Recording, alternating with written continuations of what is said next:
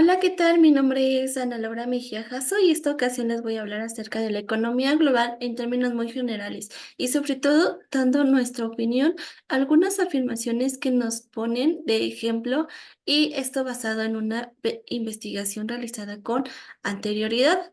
Y bueno, vamos a empezar que nos dice, el comercio solo es beneficioso si tu país es suficientemente productivo para resistir la competencia internacional. ¿Crees que un país debe ser altamente productivo para beneficiarse del comercio? Y bueno, aquí tenemos un concepto muy importante, el cual nos dice qué es el comercio, el cual se define como el intercambio de bienes o servicios entre dos o más países. Aquí tenemos lo que es el comercio internacional y el comercio exterior.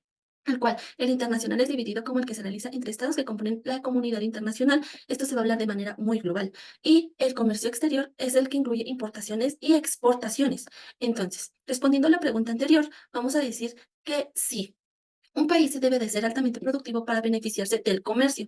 Un ejemplo claro es México. Como sabemos, es el productor o uno de los tres países productores más importantes de aguacate. Normalmente el aguacate lo consumen países extranjeros entre enero y febrero por esto del Super Bowl.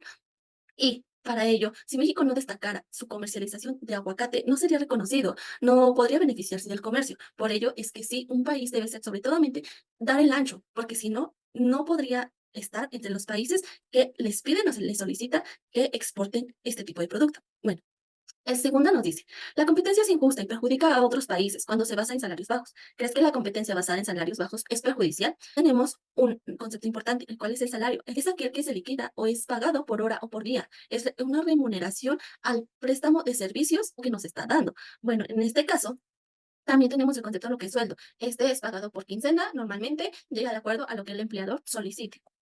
Aquí tenemos la parte importante, que es la equidad y la justicia, porque aún en pleno 2024 existen empresas o la mujer no le pagan lo que debería de ser correspondiente. Esto es a que ya no solamente debe ser por el hecho de ser mujer, hombre, tener alguna raza, ser indígena, debe ser pagado por lo que tú sabes hacer. Y entre más cualidades tengamos, mucho más va a ser valorado nuestro trabajo. Entonces, para ello existe la igualdad salarial, la cual ahora, desde 1963, nos dice que se prohíbe que haya una diferencia entre sexos, raza o género, ¿ok? Pero podemos decir, repito, que aún existen lugares en los cuales se discrimina por ser mujeres o por ser hombre o por ser indígena y se les dice no. Entonces, ello incluye la migración porque más personas buscan mejores pagos en otros países. Aquí nos dice, la siguiente afirmación va en relación. Nos dice, el comercio explota a un país y lo empobrece si sus trabajadores reciben salarios inferiores a los de las personas trabajadoras de otros países. ¿Crees que el comercio internacional es explotador? Y bueno, aquí tenemos el concepto principal, lo cual es el comercio internacional, el cual desempeña un papel fundamental en la economía global, siendo un motor clave para el desarrollo de los países. E incluye la importación y la exportación de productos. Un ejemplo claro que tenemos es el petróleo. El petróleo se dice comercialización nacional del petróleo o internacional. Nos dice que entonces, para ello, un país sí se va a empobrecer si sus trabajadores son mal pagados, porque entonces no va a haber producción entre trabajos, no va a haber un balance, vaya. Entonces, ¿quién lo va a trabajar? Va a haber menos, pues, personas que quieran estar en ese empleo porque es mal pagado. Entonces, se va a empobrecer ese país por el hecho de que no tiene suficientes recursos en cómo engrandecerse. Aparte, si le agregamos la demanda, si un otro país requiere del petróleo que da México, entonces va a haber mayor demanda y sobre todo se va a empezar a empobrecer porque ¿de dónde va a sacar trabajadores?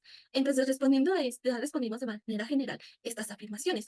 Pero haciendo como un hincapié, podemos decir que si todo va de la mano y va en una cadena bien realizada, pago bien remunerado, eh, una comercialización a lo cual se respetan algunos al contrato, algunos acuerdos entre países, pues ambos países van de gane, pero sobre todo, al país le toca el hecho de que sea pues una pieza importante ante las naciones que solicitan más bienes y servicios, ¿no? Bueno, eso fueron algunas de nuestras aportaciones, nuestra opinión y pues aquí nuestra bibliografía. Gracias por su atención